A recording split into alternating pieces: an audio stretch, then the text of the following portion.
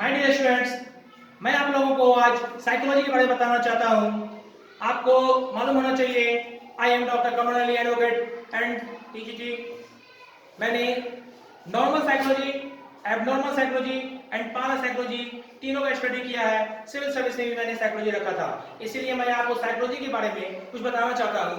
आजकल बाबा लोगों पर बहुत ज्यादा तनकीद हो रहा है। लोग कमेंट करते हैं कि बाबा लोग अंधविश्वास फैलाते हैं और वो लोगों को लूटते हैं। पहली बात कि बाबा लोग किसी के घर नहीं जाते हैं, बल्कि वो लोग उनके पास आते हैं। और दूसरी बात ये कि मैं यहाँ पे किसी बाबा पे कमेंट नहीं कर रहा हूँ, मैं सिर्फ आपको साइकोलॉजी के माध्यम से बताना चाहता हूँ कि वो कौन सी शक्ति है जो लोग वहां जाकर ठीक हो जाते हैं और उनका समस्या का निदान हो जाता है।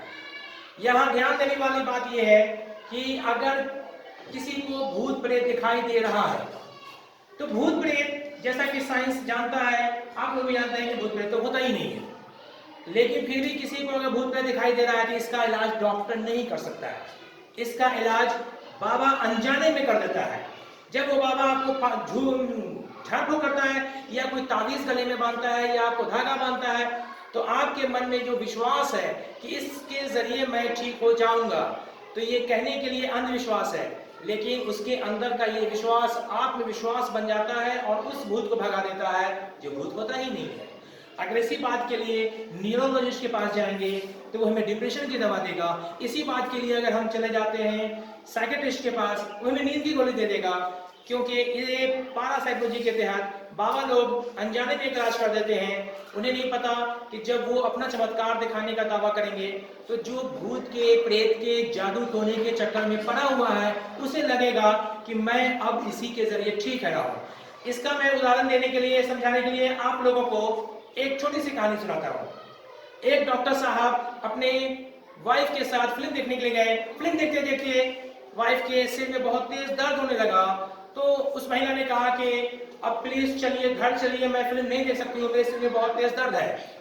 वो डॉक्टर असल में साइकोलॉजिस्ट था। उसने कहा कि मेरे पास एक सिर दर्द की दवा है, मैं आपको वो दवा दे देता हूँ, तुम अभी इसमें चूसने वाली दवा है, मुंह में रख के चूसना, थोड़ी देर में देखना दर्द ठीक हो जाएगा। वाइफ को अपने हस्बैंड पर पूरा भरोसा था। उसने कहा ठीक है, आप मुझे वो दवा दे दीजिए। तो पॉकेट से निकाल के एक टैबलेट हस्बैंड ने अपनी वाइफ को दिया और वाइफ उस टैबलेट को चूसने लगी।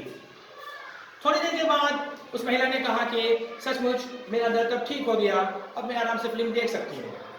तो हॉल से बाहर आने पर डॉक्टर साहब ने अपनी वाइफ से कहा कि अब जो तुम्हारे मुंह में टैबलेट है ना, वो मुझे दे दो।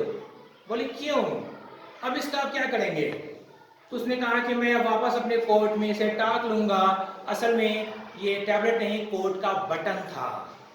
तो कोट के बटन से डॉक्टर साहब ने सिर का दर्द ठीक कर दिया, क्योंकि यहाँ पे साइकोलॉजी काम कर रहा था। और यही बात मैं बताना चाहता हूँ, भूत प्रेत को समझने के लिए पारासाइकोलॉजी में जाना होगा, एबनॉर्मल साइकोलॉजी में जाना होगा।